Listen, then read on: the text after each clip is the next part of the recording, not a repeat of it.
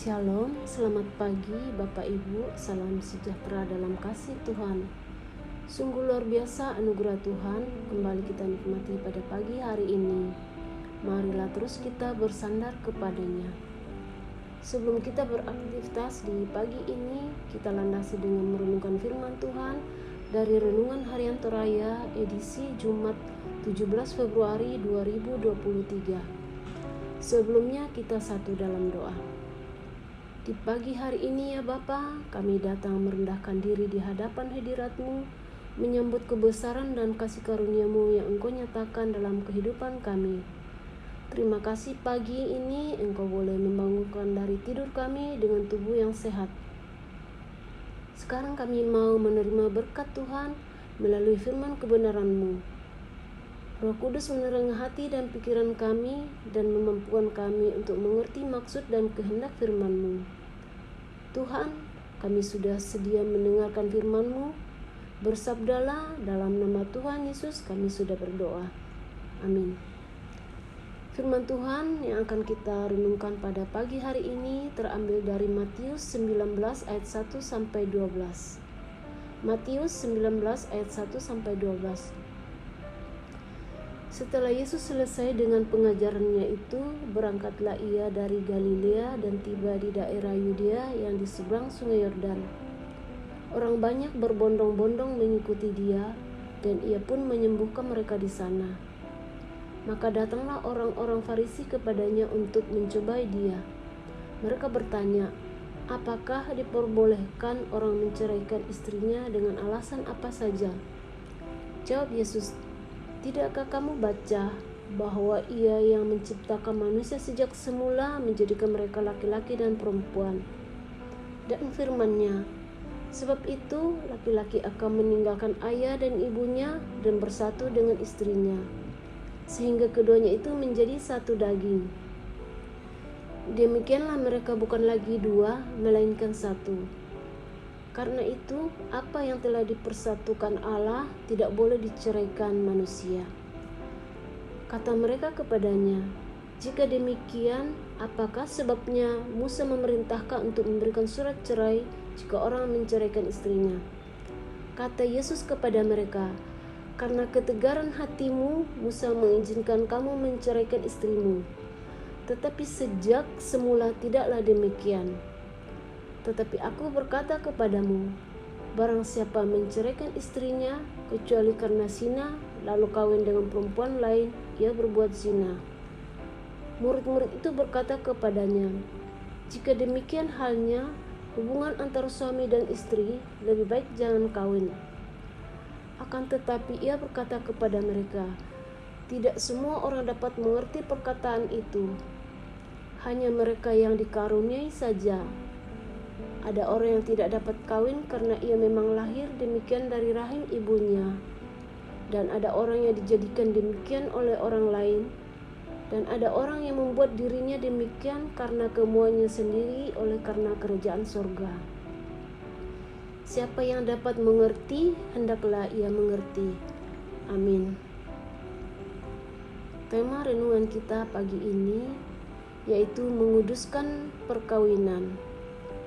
Umpamain dan tanan dapok. Menurut suatu survei yang diadakan di Amerika Serikat, 5 di antara 10 pernikahan berakhir dalam perselisihan dan perceraian yang pahit.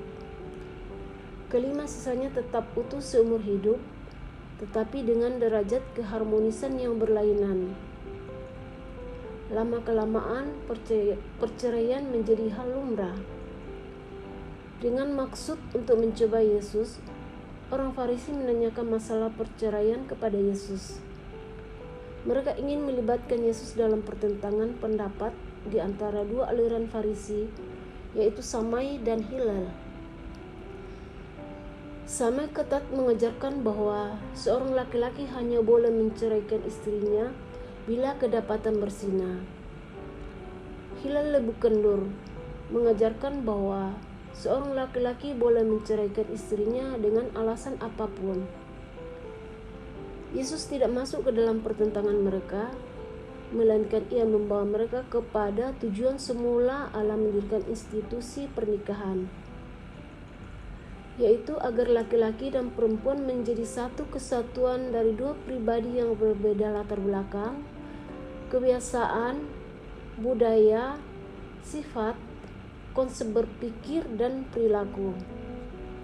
Mereka harus meninggalkan dan menyingkirkan segala hal dan ikatan yang dapat menghambat keharmonisan dan kesatuan mereka. Musa mengizinkan perceraian, Ulangan 24 ayat 1, karena ketegaran dan kedegilan hati orang Israel yang suka melawan aturan dan kehendak Tuhan. Sejak awal Tuhan tidak menghendakinya terjadi perceraian. Pernikahan itu adalah anugerah Tuhan yang kudus. Karena itu, kekudusan rumah tangga harus tetap dijaga dan dipelihara. Merawat rumah tangga dengan kasih dan kesetiaan akan menciptakan keluarga yang harmonis. Ingat bahwa rumah tangga hanya dapat dipisahkan oleh maut.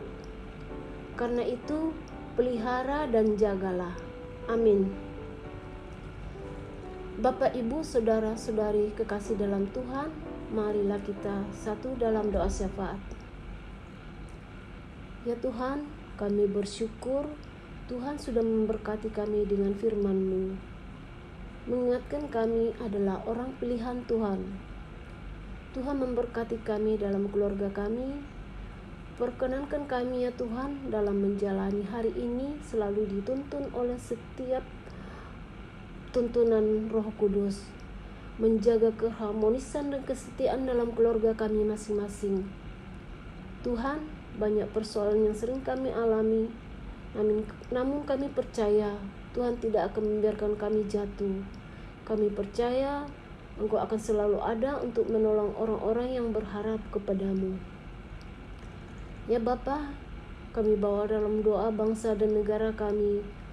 Tuhan berkati agar bangsa dan negara kami tetap damai dan tentram. Di atasnya nama Tuhan tetap dimuliakan.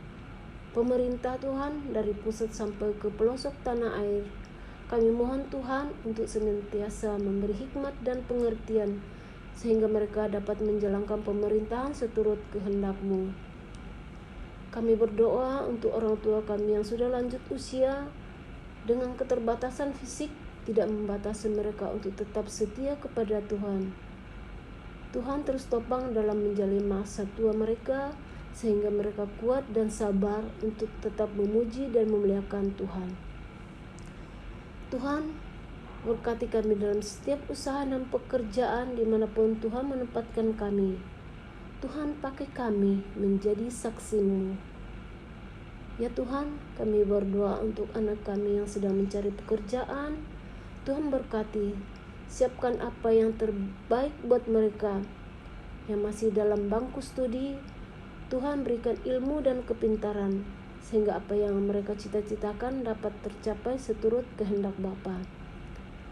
Ya Bapa, kami serahkan seluruh kegiatan kami hari ini ke dalam tangan-Mu.